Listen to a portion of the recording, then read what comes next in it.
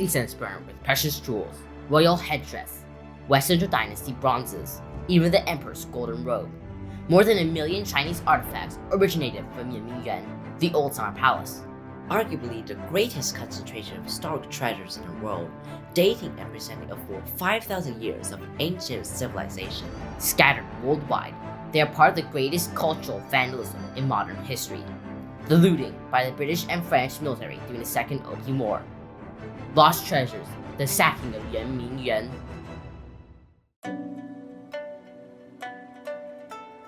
Yuanmingyuan was China's imperial residence and administrative center since 1707. Seen in the famous series, 40 Views of Yuanmingyuan, it was the zenith of Chinese architecture.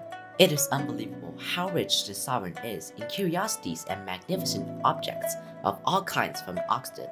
However, in October 1860, during the Second Opium War, its glory ended. As its Qing government retreated from Beijing, without justification, French and British troops looted and burned Yuanmingyuan. Its destruction has since torn out a piece of China's cultural identity.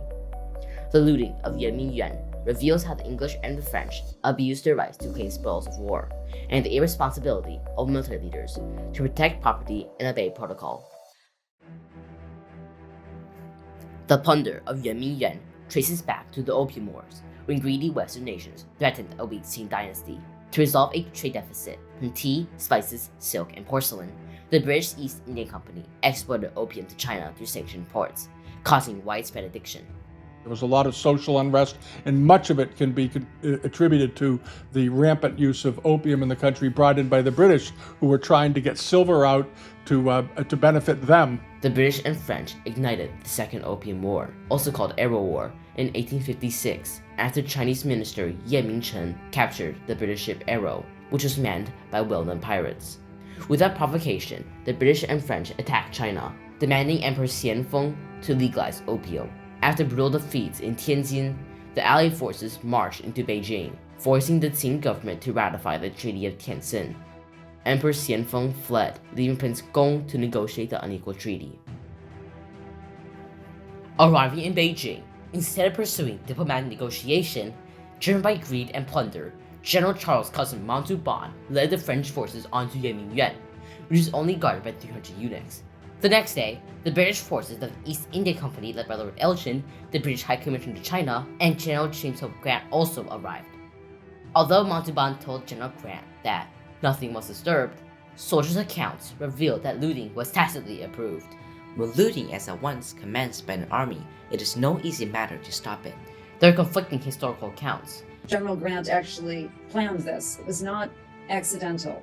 Everything of value that could be carried off removed by the Allies. English and French were rushing about, eager for the acquisition of valuable, armed with large clubs. What they could not carry away, they smashed to atoms. Without gaining official approval for seizures, Elgin and Montauban condoned looting, prevent dreadful scenes of riot and consequent insubordination. Lost in history, their intentions can never be confirmed. With no real cause for war, they wrongfully invaded Yuanmingyuan and looted it of all its treasures.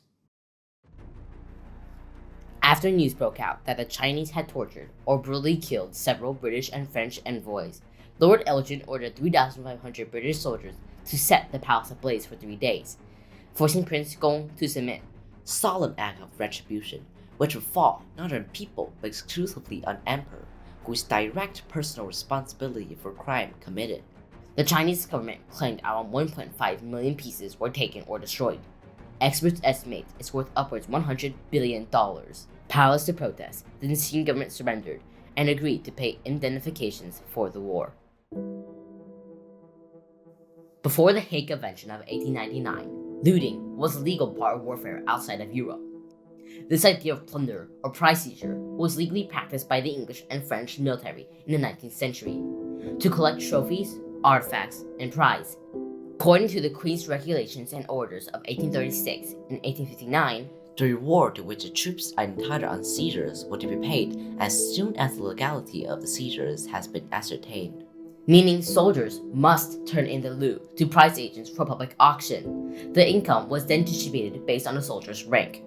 For Yuanmingyuan, London did not formally declare war in 1856 before the British Indian colonial forces attacked Canton. Thus, looting was not justified. Furthermore, the Qing military retreated, so no battle took place at Yuanmingyuan. Therefore, soldiers had no right to claim prize.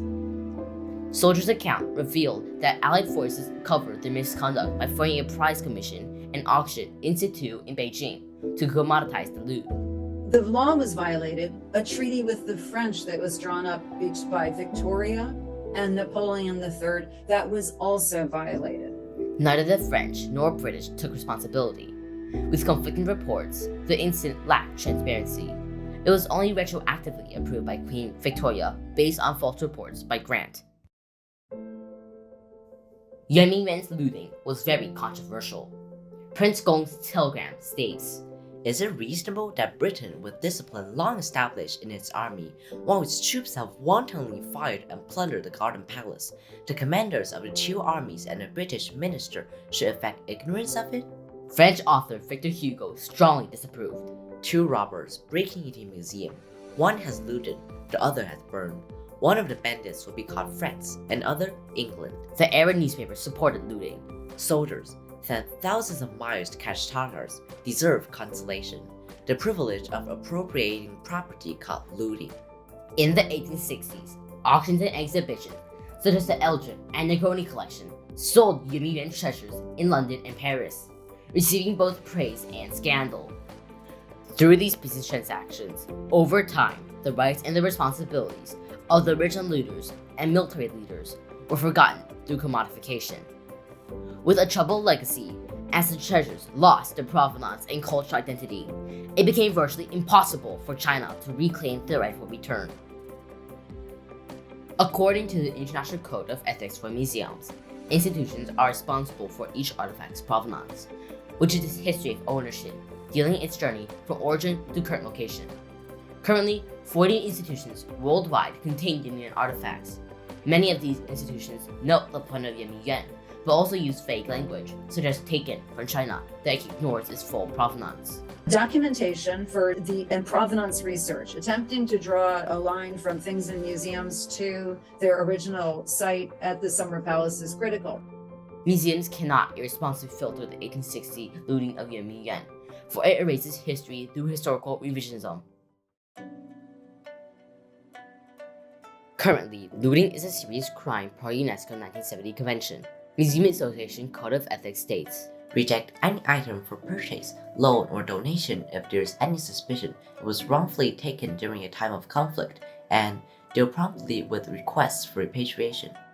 Although multiple laws and conventions exist to repatriate stolen artifacts, oftentimes they're ignored. Professor Huo Zhenxin explains, Existing international treaties lack retroactivity and have limited binding force. It's difficult to pursue restitution of historical relics through legal channels. The current system of repatriation of art is much too selective and much too much in the control of the people who have most of the stolen art. Modern social responsibility has sparked public outcry for international museums to right previous wrongs and heal cultural loss. The National Cultural Heritage Administration stated, We hope that organizations abide by the spirit of international conventions, respect the feelings of the people. We urge all necessary measures for the return of cultural relics to China. As China continues to demand repatriation, political and cultural bridges are being built. Thus, many museums and collectors have begun repatriation voluntarily, including the donation of the famous Zodiac back to China. In conclusion, more than 150 years later, the sacking of Yuanmingyuan still pains the Chinese people, and is a significant part in global debate about cultural repatriation. Allied forces devastated China with both opium and war, then illegally looted Yuanmingyuan's treasures. The provenance of artifacts was diluted, and some institutions neglected their origin. The people of China have never forgotten this crime, demanding museums for repatriation. Yet international laws lack retroactivity and enforcement. In the looting of Yuanmingyuan through imperial aggression, the abuse of military rights and the negligence of historical documentations caused a great loss of cultural heritage. With growing awareness and social responsibility, current repatriation laws should be revised to right past wrongs and restore cultural identity.